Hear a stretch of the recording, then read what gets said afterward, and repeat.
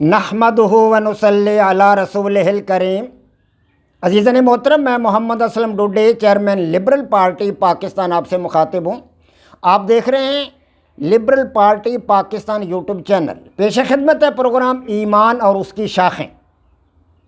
عزیزان محترم، ہمارا آج کا موضوع ہے ایمان کی 10ویں شاخ، روزہ۔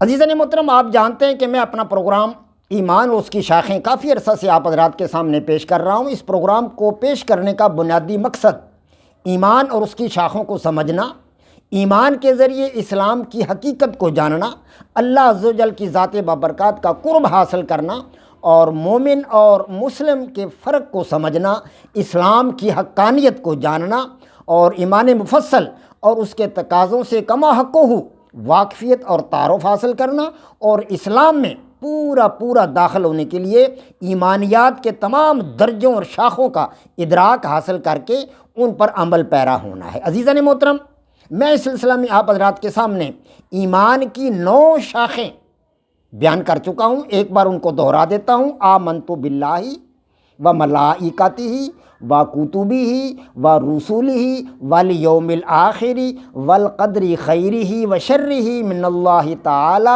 والبعث بعد الموت۔ یہ 7 شاخیں ہوئیں، انہیں ایمان مفصل کہا جاتا ہے۔ یہ ایمان مفصل ہے، اس میں 7 ایمان کی شاخیں ہیں اور 8ویں ایمان کی شاخ ہے حضرت محمد مصطفیٰ صلی اللہ علیہ وآلہ وسلم کو اللہ تبارک و تعالیٰ کا آخری پیغمبر، نبی اور رسول ماننا، آپ کی ختم نبوت پر یقین کرنا۔ یہ 8ویں شاخ ایمان کی ہے اور 9ویں شاخ ایمان کی نماز میں آپ حضرات کے سامنے بیان کر چکا ہوں۔ آج ایمان کی 10ویں شاخ روزہ آپ حضرات کے سامنے بیان کرنا مطلوب ہے۔ عزیزان محترم، اسلام دین فطرت ہے، اسلام دین فطرت ہے اور اس میں مختلف انواع کی عبادات ہیں۔ خاص طور پر ان عبادات کو 2 قسموں میں تقسیم کیا جاتا ہے۔ پہلی قسم ہے قولی عبادات کی۔ قولی عبادات اللہ کا ذکر ہے، جس میں دعا ہے، امر بالمعروف ہے، نہی عن المنکر ہے اور اسی طرح وعظ نصیحت ہے، جمعۃ المبارک کو خطبہ دیتے ہیں علماء کرام، تعلیم و تعلم وغیرہ، یہ ساری کی ساری چیزیں جو ہیں یہ ایک قولی عبادات میں آتی ہیں۔ دوسری قسم ہے فعلی عبادات کی۔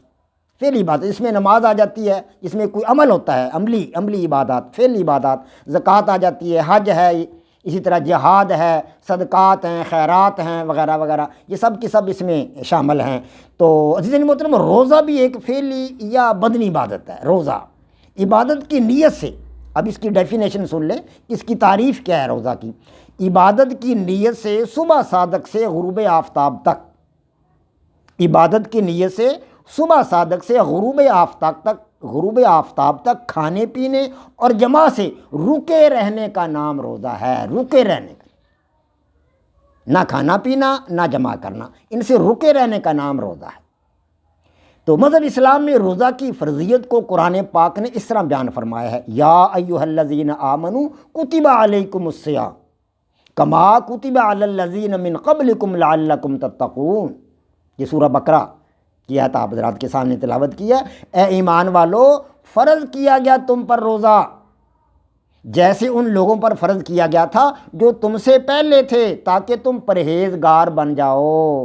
اس آیت کریمہ سے معلوم ہوتا ہے کہ روزہ پہلے انبیاء کی امتوں پر بھی فرض تھا، جی ہاں، لیکن مذہب اسلام میں روزہ کو جو حیثیت، مقام اور امتیاز دیا گیا ہے وہ بڑا منفرد ہے، وہ دیگر انبیاء کرام کی امتوں اور شریعتوں میں موجود نہ تھا۔ یہ بڑا منفرد مقام ہے روزہ کا ہمارے۔ تو دیگر شریعتوں میں روزے 2 یا 3 دن کے ہوتے تھے، 2-3 دن سے زائد نہیں ہوتے تھے، لیکن اسلام میں روزوں کے لیے پورا 1 مہینہ مقرر کیا گیا، پورا 1 مہینہ۔ اور پھر روزوں کے لیے مہینہ بھی ایسا مقرر کیا اللہ تبارک و تعالیٰ نے، جس میں خدا کا کلام قرآن پاک حضرت محمد مصطفیٰ صلی اللہ علیہ وآلہ وسلم پر نازل ہوتا رہا، یعنی رمضان المبارک کا بابرکت مہینہ۔ تو قرآن پاک نے اس کی وضاحت بیان کرتے فرمایا کہ شہر رمضان الذی انزل فیہ القرآن ھدی للناس وبینات من الھدی والفرقان، اور روزوں کا مہینہ رمضان کا مہینہ ہے۔ روزوں کا مہینہ رمضان کا مہینہ ہے جس میں قرآن نازل ہوا، جو لوگوں کو رہنمائی دیتا ہے، لوگوں کا رہنما ہے، اور جس میں ہدایت کی کھلی نشانیاں ہیں، اور جو حق تعالیٰ اور جو حق و باطل کو الگ الگ کرنے والا ہے، اس کی درمیان تفریق کر دینے والا ہے کہ حق یہ ہے اور باطل یہ ہے۔ تو عزیزان محترم، روزہ انسان کے اندر خواہشات نفسانی کو دبا کر روحانی قوت پیدا کرنے کا سب سے بڑا ذریعہ، اس سے انسان کو ایک گنا قلبی اطمینان اور روحانیت ملتی ہے۔ روزہ تمام اقسام کی جسمانی عوارض کو ٹھیک کر کے، جتنے بھی عوارض ہوتے ہیں انسان کے جسم میں، بیماریاں، ہر قسم کے جراثیم، ہر قسم کے عوارض، ان کو ٹھیک کر کے بدن انسانی کو تندرست کرنے کا بھی ایک بہت بڑا ذریعہ ہے۔ آج پوری دنیا میں غیر مسلم اقوام بھی روزہ کی اہمیت اور افادیت کو تسلیم کرنے لگی ہیں۔